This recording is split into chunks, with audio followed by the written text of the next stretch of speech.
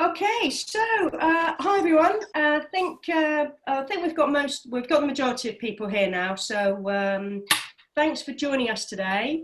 As I'm sure you are aware, we put this series of expert sessions on to support you guys through this ongoing peculiar time, and we hope that you find Bill and John's session really helpful today and useful for you. I'd really like to big thanks to Glenmore Lodge for agreeing to deliver today's session. And what I'll do next is just run through some of the housekeeping for this session. So if we just, Bill, can you do the... Absolutely. We're just going to do a slide share, which hopefully you can all see.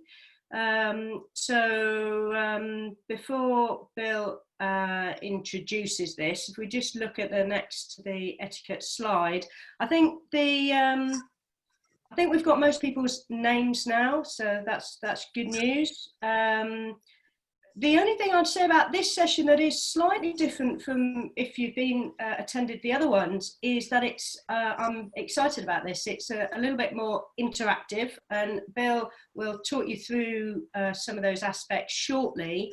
For those of you that have an iPhone, I think the compatibility isn't as good, so just be mindful of that. If you can access a laptop, if you're on an iPhone, that would be ideal. If not, then just bear with it in terms of the compatibilities. But apart from that, yeah, I think I'll hand over to Bill and John and let them, lead the session. Thanks, guys. Brilliant. Thanks, everyone. So I presume at this stage in our lives we're reasonably familiar with Zoom. I think you deserve a pint if this is the first time you've been on it. But for those, just in case I'm missing anyone, there's you should possibly see a little box with me and you or a few other people in it. You can change the size of that box or minimize it altogether. But you can also drag it around the screen. So if at any point you feel something on the screen is being hidden by that wee box, please just free to just drag it around the place as well. You've also got access to your chat box. Now, John's going to be with me. And although you'll hear my voice for most of it, hopefully I'll hear a few microphones being unmuted, and just please interrupt, shout out. There's no rudeness here. The more voices, the better. But just do stick anything into the chat box. I'm not necessarily keeping an eye on that. John will be, and he'll add a few comments here and there as well. So any questions, comments, thoughts, shout them out or stick them in the chat box. Just going to go back a slide.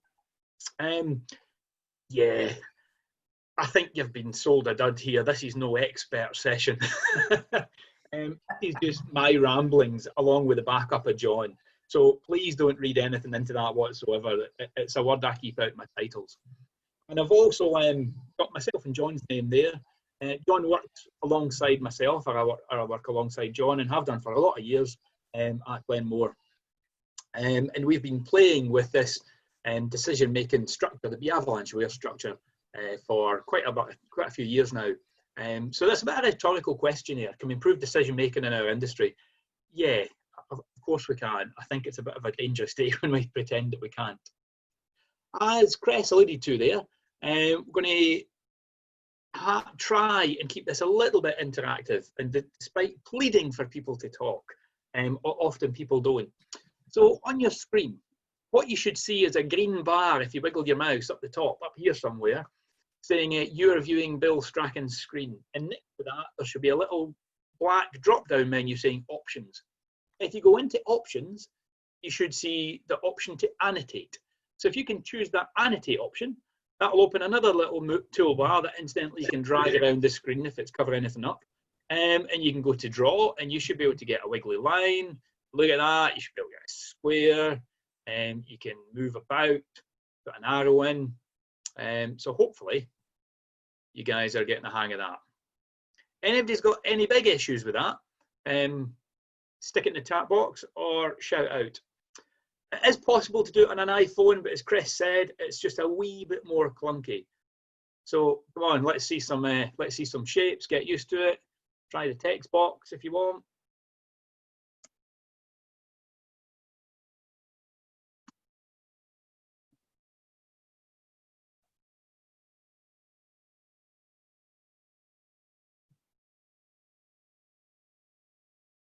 Cool.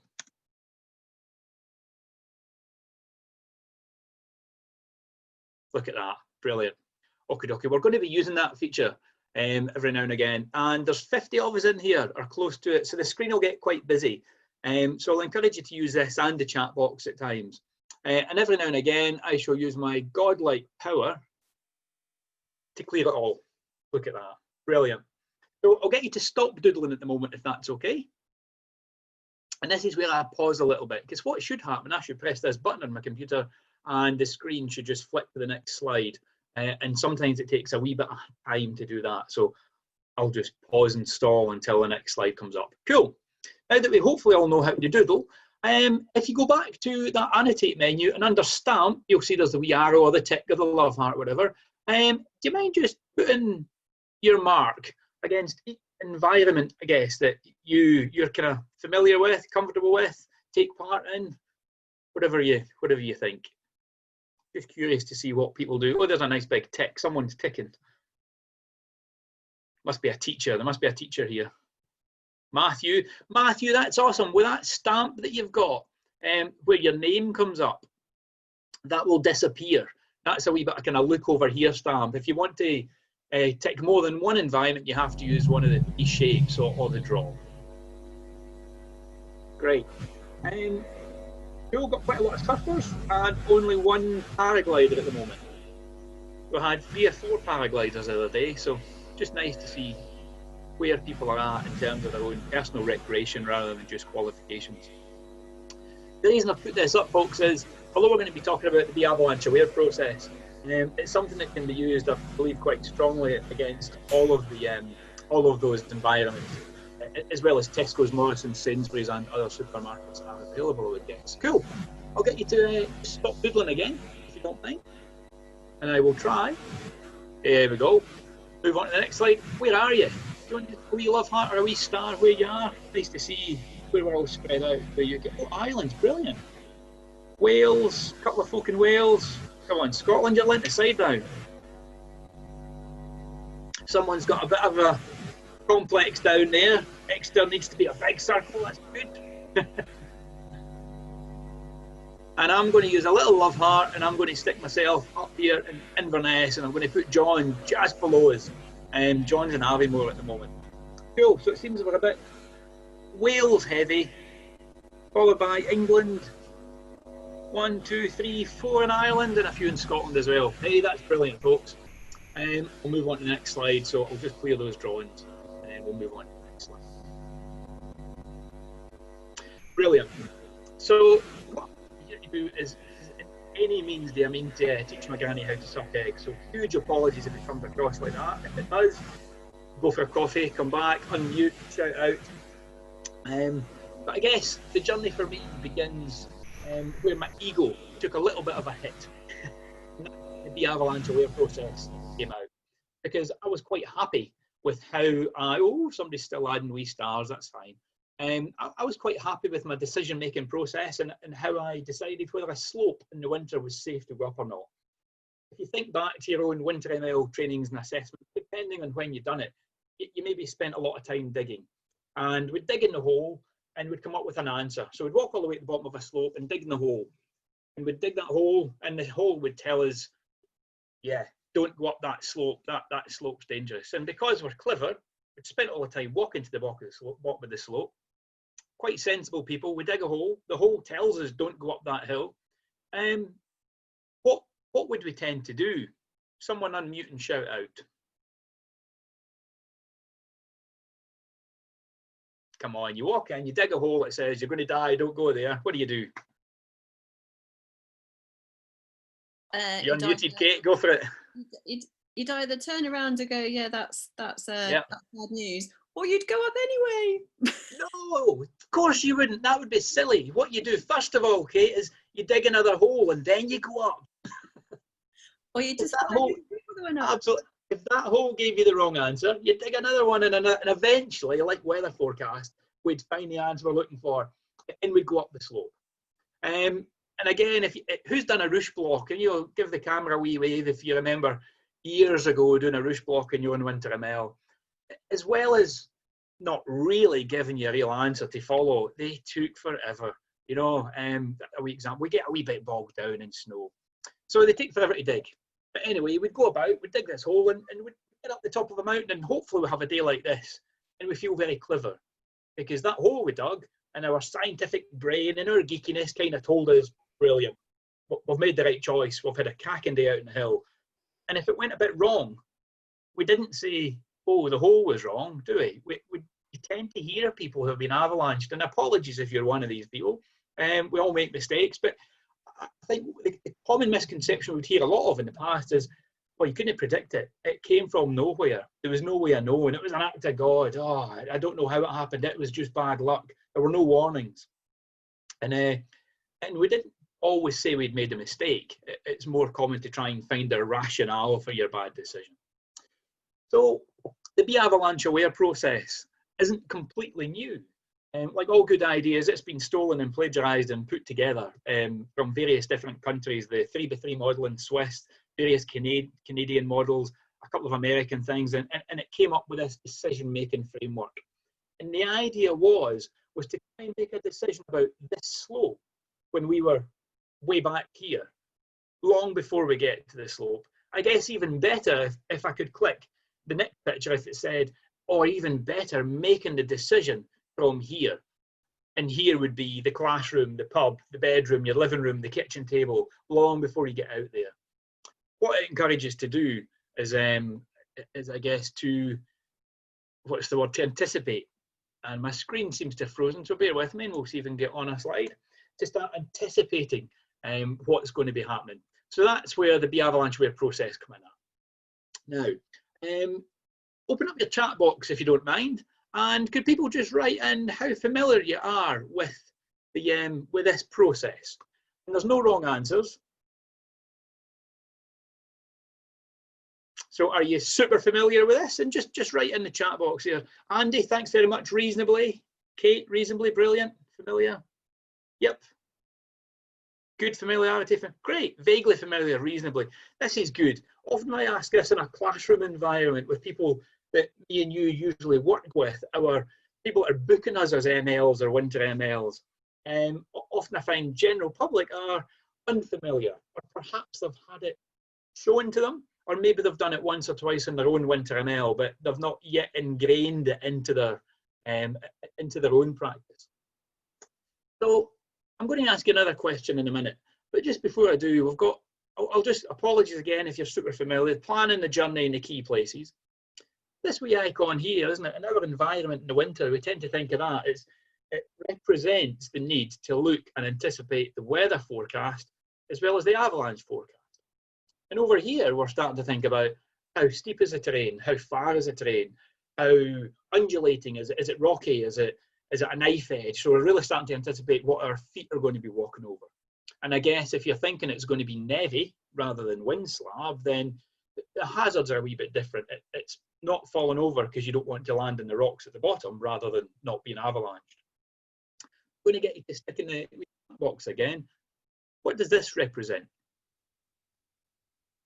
The wee people, what does that represent?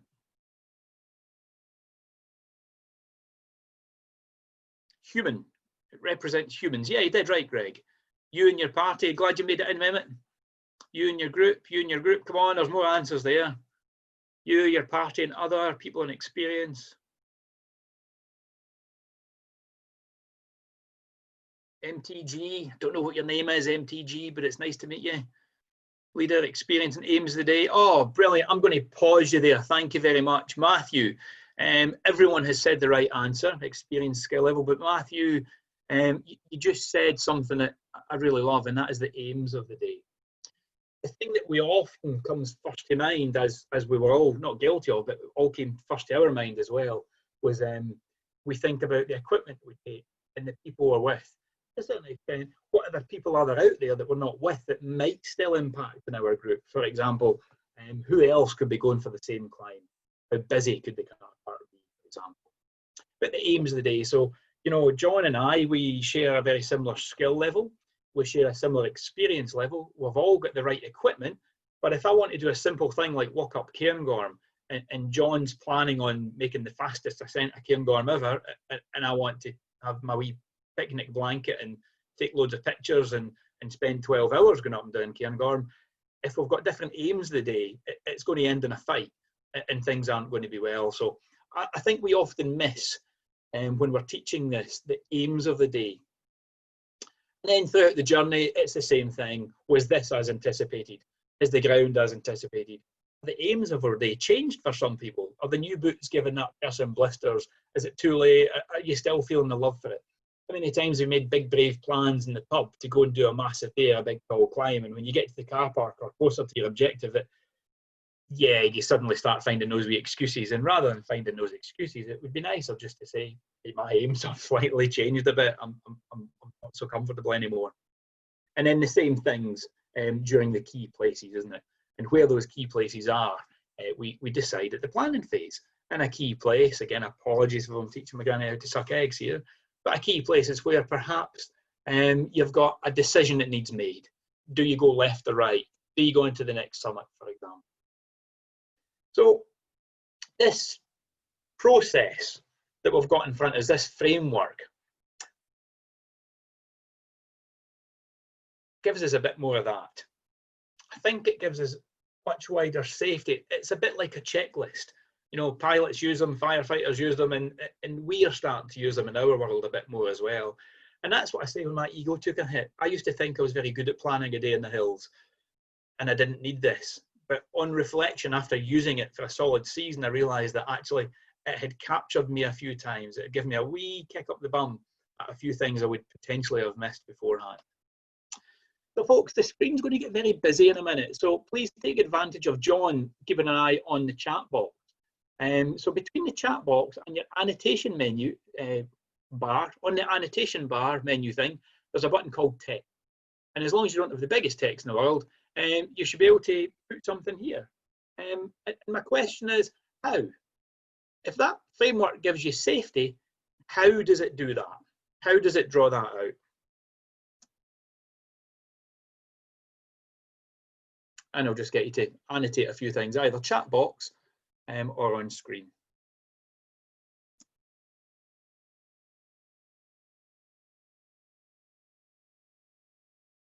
Great, makes everyone talk.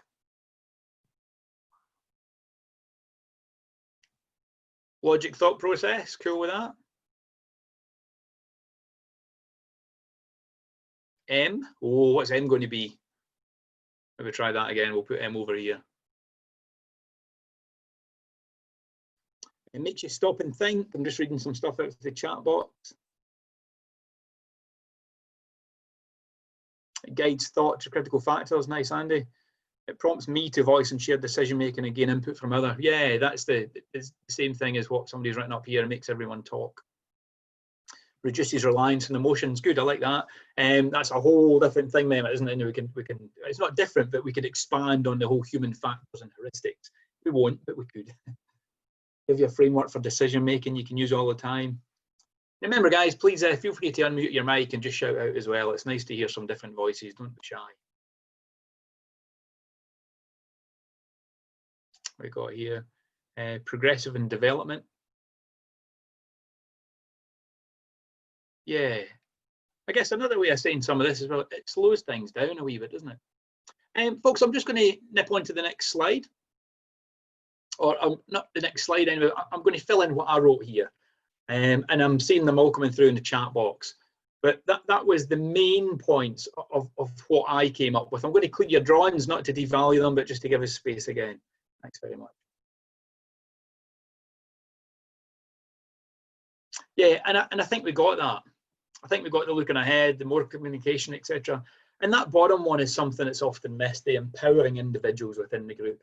Even the person who perhaps knows the least about a winter's day might not even understand what they're saying when they point up to a cornice and say, why does that look overhanging there? But that might be the thing that you don't notice. Oh, well, perhaps we won't walk under that because the beginner has spoken up. So anyway, I found this process really useful, despite the fact that, as I say, at the beginning, if I'm honest, my ego took a little bit of a hit. And then I'd done a summer ML training. I think it was a training. It wasn't this. This is an assessment for those that are interested in. A beautiful Baltic day after a few storms, which is why we were in the low hills and down behind Bridge of Orchy. Yeah, so I put out this Be Avalanche Aware leaflet that was available out in the classroom on day 1 or day 2 of our summer ML training. I could see a few people looking, because it was new at the time. This BA process had only been out for 1 winter. So everyone was definitely looking at it thinking, kind of what is going on here? And I thought, if it's worked so well in the winter, how can we apply that in a summer environment? So here's a little walk. Like in a standard bigger ML day, I suppose. This is Glenafric, around just in the west coast near Inverness Way. Leave the car park here down in Glenafric, and we come across and we tick off a couple of Munros down here, and there's another Munro just up here that can definitely recommend you do along with this, because it's a pain to get to otherwise. So here we are. What I'd like to ask you, we're all familiar with the BA processes. If you can go to your stamps and your annotate menu again, and I'm going to ask you just to use the wee love heart stamp, so we're all the same. I'm going to get you to do this. So for me, that's a key place, because I step out the car, it's the first time I get an opportunity to look at the car and say, I look outside the car, sorry, and say, is the snow level where I thought it would be? Because if it is low down and it's summer, perhaps it's not appropriate. Is the cloud level, was I expecting to see the summit or not? Is it as windy as what I thought it was going to be? Is it as cold as what I thought it was going to be? Is it as dry? Is it as sunny, for example? So that's our part. So what I'd like you guys to do is just choose the wee love heart stamp, and just mark where you think the key places are along that journey.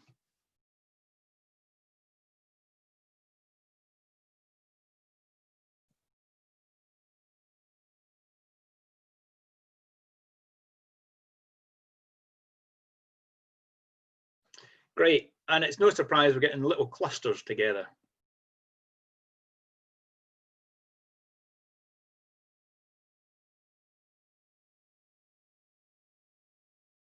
Nice to see a few other people gathering in the top of Sgurnallapi, isn't it? Sgurnallapi. I'm also thinking that if we got hacked and someone kind of came and seen this presentation, it does look a bit like some sort of strange Match.com website. Loving the Highlands. Hey, that's good, folks. Thank you very much for humouring me in doing that. I'm going to draw, I'll do it up in the top right of the screen. I'm going to draw a wee circle like that around the key places that, oh, I've lost my mouse, there we go, that I'm kind of thinking about. So what I've said here, I'm going to talk about only just a couple of these key places around here. I appreciate there's more and you might have your own rationale for choosing them. And for me, that's a key place for the obvious reasons that I've mentioned. That's a key place for me as well, just down here, because you're getting, as you walk past that, you're getting the ideal view of a potential descent at the end of the day. Now, we're going to have plan A, B, and C, and D, and E, and F. But one of our plans, our main plan, would be, our ideal plan, if everything goes ahead, would be to walk back down that south-facing slope there. So why ignore the fact that we're getting a good look at it? If I had a big stream crossing to do later on in the journey, a bit of a river crossing, then I would definitely be switching on and gathering the information here, equating rather than approaching an avalanche-prone slope. I'm thinking, well, I'm approaching a big stream. So if all those little tributary streams were absolutely in spate coming down the hillside, I probably would try and take the plan B or C to avoid the big river crossing in the first place. Anyway, that would be a key place for me, for the pure and simple fact that if I'm in deep conversation, I don't want to accidentally continue in a westerly direction, missing the obvious turning to the right. I won't ask for a show of hands of who's done that before. Up here, I'm going to say that's a key place there as well, because at that point there, I've got the option, don't I, of looking at my watch, and if the time's later, or if people aren't feeling the love, or if the weather's getting worse, or for whatever reason, I can just kind of go back here and I can go back down the way I came. I could decide to do that and come down here. I could do Carney. As I said, here I'm thinking, you know what, it's only 10 o'clock. I've got a super early start. It's a beautiful day. I'm feeling good. I think we will head over to that extra Munro up here. I'm going to put here as a key place for me as well. Depending on the time of day, if we're there and it's just after lunchtime, maybe we're the type of person that gets a wee bit, oh, we're nearly there, we'll just keep going, keep going. But that would be a key place for me because I'm relating it to this steep descent that I'm circling at the moment down here. It might be here, I'm thinking, you know what, between here and the summit of Schoonalappig, I want to make sure I eat something because I don't want to be going down this steeper descent with no food in my stomach and quite tired and a bit stumbly. Yeah. Equally, that could be a key place here, but that key place that I've just circled here might actually be to do with the time. If it's an October day and it's 3 o'clock, I'm thinking, I definitely want to be getting the head torch to the top of my bag, changing my gloves, getting prepared to walk into darkness. And again, I would say that's a key place because maybe that's the place that I agree with my mate.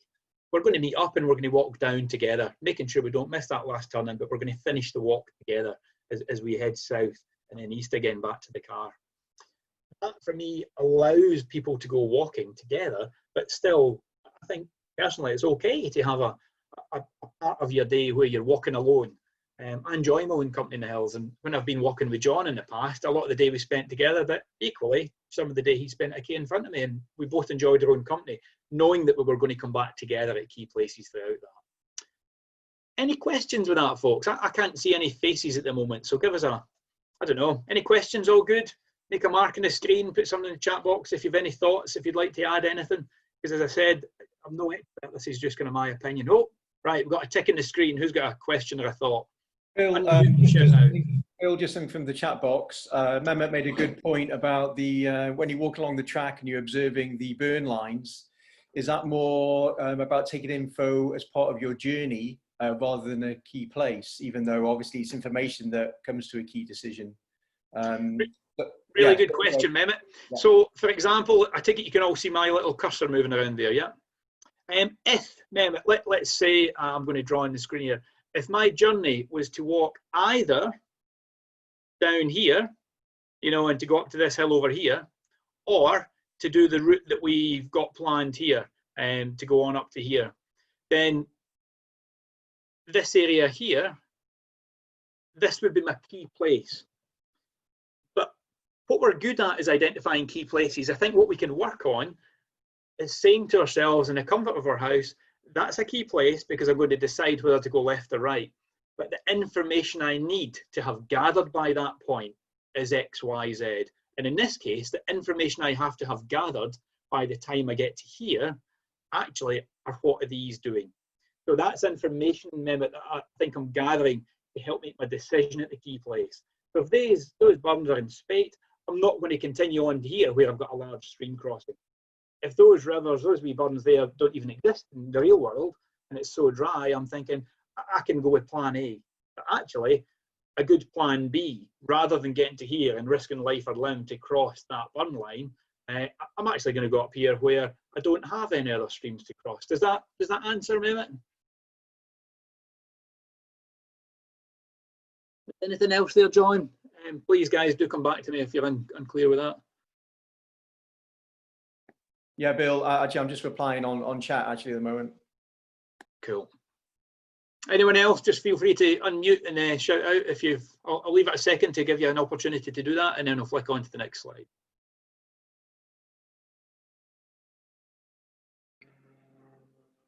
Cool. I did a very similar exercise with the Climbing Awards, using a sort of timetabled scenario of a day for people to stop and consider. So it's key points rather than key places. But yeah, it's really, really cool, very useful. Yeah, no, thanks, Jay. That's good. And you're dead right. It could be, so for example, a key, in my head, I'm quite clear, the same as yourself. I think that a key place can be a physical, geographical place. It could be a time place, or it could be an outcome place, particularly in a coaching environment. Once someone achieves whatever it is, you've hit your key place and it's time to reevaluate. Or indeed, if they don't hit the key place, which if you've coached me, you might be familiar with that. Okay, folks, we'll try and pick on the next slide. Here we go. So the benefit. Well, we said it gives us safety, and we started looking at how it provides safety. So what I've got here here's a big benefit for me. It introduces a planning framework early, and you just you just touched on that there with the Coaching Climbing Awards. Imagine you've got students who have never ever been on a mountain biking course, for example, before, or a climbing course, or whatever it is, and they walk in and you put down the framework on the table or the projector or whatever it is, and you've got, right, we're going to think about these 3 things during our journey, and all of a sudden like, oh yeah, I'm cool with that, and they instantly start getting the appropriate river levels rather than avalanche forecast. They start thinking about what kind of boats have people got. Is it creek boats? Is it sea boats? Is it big boats, wee boats, narrow boats? What's their skill level? How busy the river's going to be? When's the dam released? And then, sorry, I went off on a tangent there. If that was a mountain biking course, it would be a very weird mountain biking course. And then, you know, they're thinking about the environment. Is it full of drops? Is it rocks? Is there strainers? How has the past weather and the floods influenced on that? Same as we are doing in our avalanche environment, in the winter environment. People take the same framework. So, for example, if you've got someone who's used it in mountain biking or paddling, and then they come along to be a student of yours on a winter course, and you put that framework down, what they're having to learn about is the environment. They're not having to learn the process again, because it's one size fits all. The process is that common language that kind of crosses disciplines and it crosses all sports. So for me, that's a massive benefit. How does it fit with your environment? So this is not perfect. I think it's pretty close to perfect in how we use it. But the infographic, for want of a better phrase, I appreciate isn't perfect. For example, as I've just mentioned, you might be looking at river levels. You might be looking at avalanche forecast. You might be looking at whether trails are wet or dry. Whatever your field is that you're using this, that you might be looking at how busy a climbing wall is. That wee diagram, I'm aware, might not be ideal for you. And the same with this. Maybe it should be a picture of a piste or a river or a mountain bike track or a paraglide takeoff point or whatever as it happens to be. I realise it's not perfect. As long as it conjures up in our heads the correct process, then I don't suppose it's too important what those wee things are. And indeed, you might want to choose one of them for your own environment and alter this and plagiarise it and steal it and, you know, develop it for your own courses. At the Lodge, that's exactly what we've done. I put a bit of work into thinking what should the little snowflakes in that be, and I realised that it doesn't matter what I choose, they're not going to be right for everyone. But what did seem appropriate is that we've unashamedly nicked this and we've started calling it Be Adventure Aware, which seems to work. And that's something that John and I talk about quite a bit at work along with the rest of the guys. And I know it's not just us, so please don't think I'm trying to take credit. As a community, I think we're starting to develop this, and we're starting to develop it in mountain rescue, we're starting to develop it across all disciplines. But how can it best work for you? Well, I'm going to ask you that in a second. And I just want you to think about where you are here before I send us away to think about this. If you look at the screen with an open mind, it can apply, as I kind of jokingly said earlier, to Tesco's, but it can also apply to wider things in our lives. After giving a very similar presentation to a group of people, someone from the audience approached me a few days later and said they'd like to adopt this process and can we chat a bit more? And they wanted to adopt it in their work. And they worked with people who suffered from severe anxiety, and they struggled to find a framework that they could let their patients use, their clients use, and they found this fitted the bill perfectly. Their key place became, once they got to the end of the street, they had to decide, are they going to go all the way to the shop, or are they going to go just turn left and around the block? And the information they needed at that key place was when they could see the bus stop at the next block up, how many people were at it. They didn't want to walk past a group of people, so if there were, say, 3 or more people at the bus stop, they would turn left and they would have a very successful plan B, which was round the block. And plan A might be they continue on to the next key place. So while, yeah, that might seem a little bit irrelevant, what I'm trying to get at is this is way bigger than I think. It's got the potential to be way more applicable to just these organisations that you see on the screen in front of you. So I'm going to stop sharing my screen in a wee second. But before I do, can you all make sure that if you're not familiar with that, just take a wee screenshot of that or take a picture of it whatever it is you want. I'm going to ask us to talk about this in breakout rooms in a minute. So in just 2 seconds, I'm going to stop sharing the screen. Right, and I'm suddenly confronted with sea of faces and cameras again. Are we all still engaged and with us? Thumbs up. Thumbs. I don't know how we're going. 2 thumbs up. Brilliant. Apologies for adopting what my kids' school does with the primary kids. Thumbs up day, thumbs down day. Okay, folks. Now, how many people we got? 44 people. Let me just see. If I do, I'm just looking at breakout rooms at the moment. Here we go. If I do, let's go 7 breakout rooms. Folks, in a minute, everyone is going to get a little box in front of them and it's going to say, you have been invited to join breakout room, whatever it is.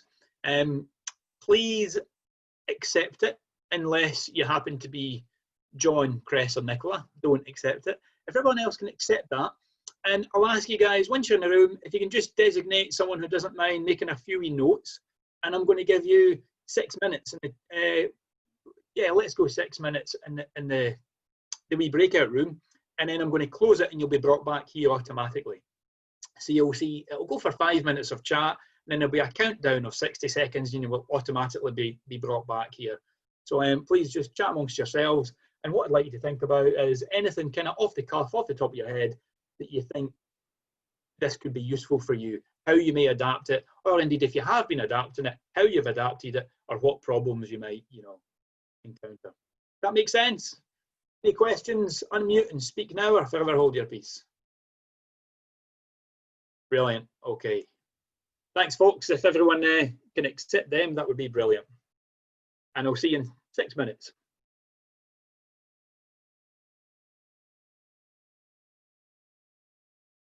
Oh, thanks, guys. You're early. How are you, Jason? Where are you, Jason? Near Bala. All right. Okay. It's Wales, isn't it? Yeah. Don't tell anyone, but in a past life, I paddled there. Somebody talking about the best country in the UK, just were they? Somebody mentioned one. Look how easy it is to mute you.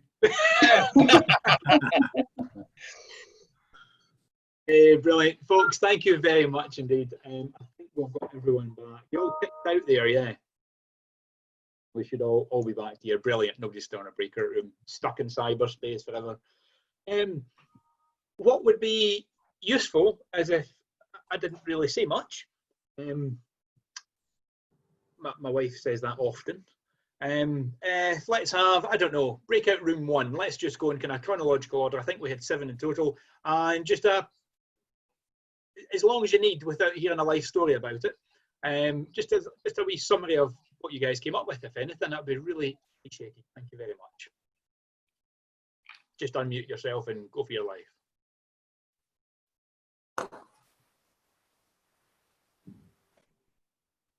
I don't know who was in room 1. I'm sorry. Just whoever. I'll tell you what. If you were one of the people that decided to take some notes, unmute and we'll see how many people unmuted once.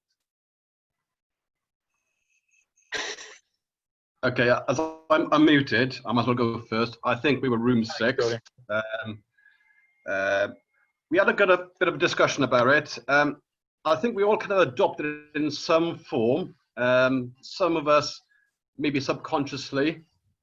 But I think we're all aggrieved. It's not as prescriptive as the Avalanche Aware system, but we do kind of use it to a point, really, in our kind of day-to-day offerings, by either training or actually out leading groups. That's all really from room 6. Yeah, no, that's a good point, Dorian. I'm going to. Oh, let's have another room. Thanks, Dorian. I'll come back to that. Room 4. Perfect. Thanks, Stuart. Yeah, room 4. So we said, yeah, we hope that we already, kind of use a lot of this, but having that framework there definitely stops us from missing things. We don't know what our lives and our work rate is the days leading up to that. Have we did the correct preparation? And then, ensuring on the day that, objectives are only achieved if it's the right thing to do on the day. a big thing we chatted about was, would we share this with our group? And we thought, well, actually, we share it with the group in the winter. So, you know, and if this is more simplified than maybe the winter one, then it would be good to share this process with the group to get them to buy into it. And we chatted about the client that would just say, actually, no, I think it was Joe that was saying, yeah, he had clients, I've had a hard day all week at my work, just guide me to the top of the mountain. I don't want any decisions, just take me there. I'm not interested in that stuff. But I think the majority of clients would be interested in, if we're talking about giving them skills, then that's a skill as well, because they're going to hopefully use that on their own, you know, when they leave us and go out in the environments on their own as well. If anyone else in room 4's got anything to add to that, please feel free. Thanks, Stuart. No, yeah, Stuart got the essence of it there, but we kind of also, just to reinforce the fact that it was getting the clients to buy into the decision-making process. If you had to make a decision that you couldn't complete the aims of the day for weather reasons or ability or whatever it might be, equipment that your clients are carrying, then if you've explained that situation and they've bought into that decision, then you're less likely to get disgruntled people. Absolutely, totally agree with you. Any more? I've got some from chat room 7. Thanks, so we had a mixture of people that had used it consciously, subconsciously, and people that hadn't. Maybe more of a use in water sports, in deciding where to go, what sort of location, what sort of conditions. Also maybe more of a use in the summer when poor conditions are forecast in hills. And then other things we talked about was maybe it's a good opportunity to break down your decision-making process into manageable chunk-sized bits, if you like, new learners or people getting to grips with new skills or improving their own skills. And another thing we talked about was like how to get your clients to realise where they're at, what we called it like a commitment point, where they're going to be committed into doing something, whatever it might be, on a river, on the hill, on a rock climb. I think that was the essence of most of the things we discussed. Cool. Thanks, Iona. And I've lost track of who's spoken, but any more? Are we all done? Just in room 1, something we sort of mentioned at the end is, yeah, we agree we use it a lot of the time, and that's useful to become apart on clients and stuff like that in different places, different times. But it'd be interesting to look at where this fits in with the comfort, stretch, and panic theory in terms of ourselves as leaders, but also in terms of the clients that we have. And how that affects everything else. Yeah, thanks, Callum. I wasn't ignoring you guys as you were speaking. I was scribbling down a couple of wee points. I agree with everything you've said, and I wouldn't use the word challenge as for what I'm going to say. I'm not going to challenge what you said. I'm going to perhaps put a thought on it. So I hear echoes of my own past self. When a few of you mentioned, we kind of do it anyway, not as prescriptive, perhaps. I mean, we do that anyway. And the reason I would come back to that is something I think you said, Stuart, apologies if it wasn't you, that we're not all firing on all cylinders all the time. And this captures those things. So from a personal level, actually, I think following that checklist, you know, that a firefighter, a doctor, a nurse, whatever it is, actually following that checklist of the framework is really good from a personal safety point of view. But more than that, what are we actually doing with our clients? I think we're trying to create decision makers. We're not necessarily trying to build up a lifetime reliance on us with these clients. We do our job well, become self-sufficient. And the more we use that structure, then the easier it is. Anybody that's ever taught a climbing session, repetition is good. So day in, day out, actually saying, hey, here's what we're going to do, and getting consistency in how we go about, rather than just like, oh yeah, it's in the back of my mind today. So actually verbalizing it for ourselves as well as demonstrating that for our clients, I think is really important. And Iona, you mentioned commitment points, and I often do that as well.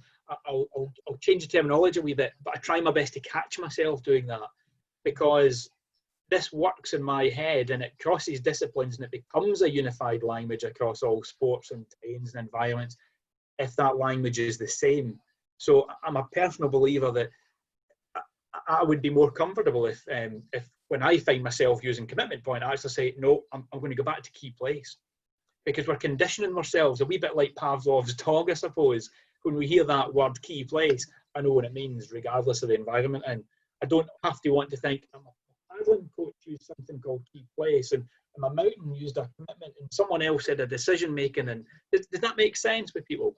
So I think repetitiveness and consistency are what wins with this for me personally. But you may well disagree with that, and that's why we're here. I'm definitely not the expert.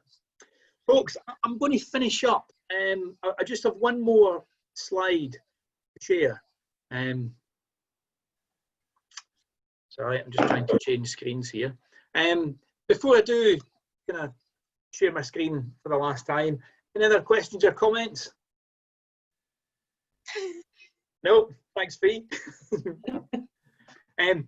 Folks, I'd like to say a massive thanks very much. But the last slide I'm going to share is, for me, a lot of what we're chatting about, it comes from, sorry, come on. Oh, wait a minute. Sorry, I should have, let's just stop sharing.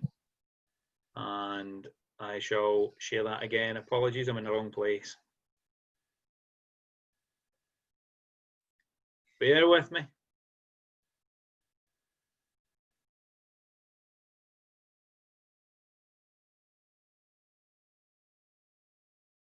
There we go. Great. I'm going to stick that on the screen.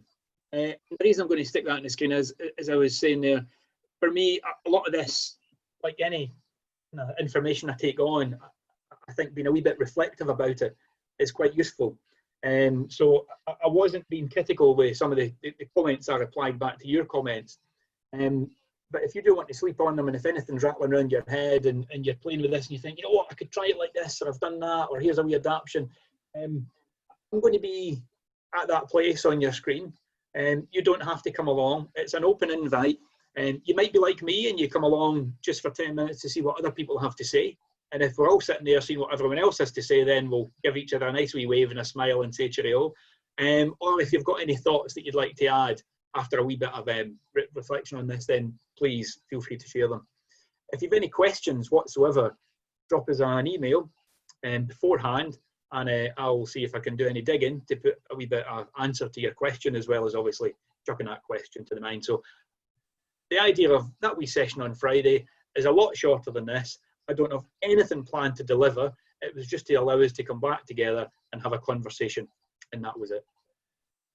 One thing I would add where I have went with this is that structure, the consistency, etc., is, and apologies for not mentioning this earlier, is to be able to use the same BAA process with a different box here, saying, another one of these boxes, maybe down here at the bottom, saying review. And when we review, I think this is a useful process to go to as well. We often review the technical parts. You know, think of a rescue thing. Did the knots work? Did the devices work? Could we place them up? Could we build the belay? And using this forces us to say, what about that weather was different? The weather was exactly as anticipated, but actually, I didn't realise 50 miles an hour would do that to my body. Did everyone know the aims? Did our aims change? So using this as a review tool as well as a planning tool throughout the day can be quite useful as well.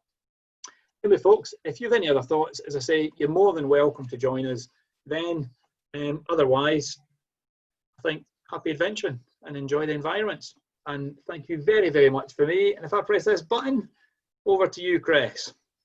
Yeah, just to thank you very much, Bill and John, for this morning. And I think what we'll do is we'll share that information so people don't have to remember or, you know, captured the email address and the Zoom ID meeting. We'll share that with you. If we can just go on to the next slide. So just a reminder that same time next week, we've got Ollie, the editor of Trail Magazine, who's going to give us some top tips about writing some good blogs. So we hope that will be helpful for you. Chris, can I just jump in? Sorry. It was fully booked, but I spoke to Ollie yesterday and he's happy to have more people come. So I've managed to add a load more spaces. So if you had looked at it and it was full, please feel free to go back and have a look because there are now a load more spaces.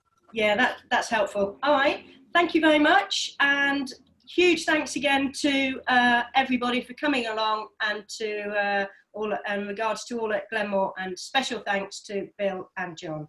Hopefully we'll see you next week. Thank you. Thanks everyone. Thanks Bill, thanks John. Catch you later. Nice to see you again. Hope we're on the hill soon.